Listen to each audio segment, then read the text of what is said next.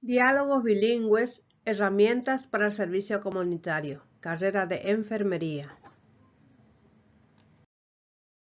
Importancia del abordaje empático y respetuoso.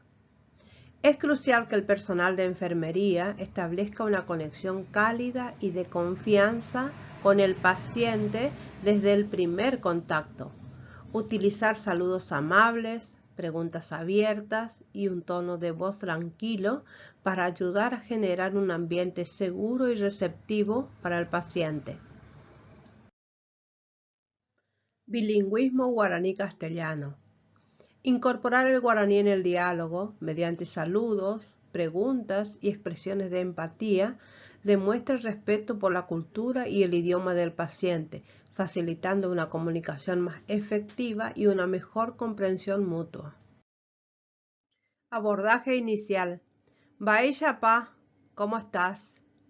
Baechapa reñeñandú, ¿cómo te sientes? ¿Erecopa algún baasu? ¿Tienes algún dolor, alguna dolencia? ¿Ñacanundúpico? ¿Tienes fiebre? ¿Daikatuipio el respirapona? ¿Tienes dificultad para respirar? ¿Eipotáparo y putibón de baasure GB? ¿Quieres que te ayude con tu dolor o enfermedad? Ñañeeumio hasaba oinandebewi. Vamos a hablar sobre lo que te pasa. En caso de emergencia. Hoy me competí emergencia. Hay una emergencia. Es noike ambulancia. Llama a la ambulancia. Roicote veña neputibón médico. Necesitamos ayuda médica. Mamopa debe. ¿Dónde le duele? Ehuerecopa hora social. ¿Tiene hora social? Preguntamos datos personales. Baisha Panderera, ¿cómo te llamas? Baisha Panderera Joapu, ¿cuál es tu apellido? Bou Ariu Ehuereco, ¿cuántos años tiene?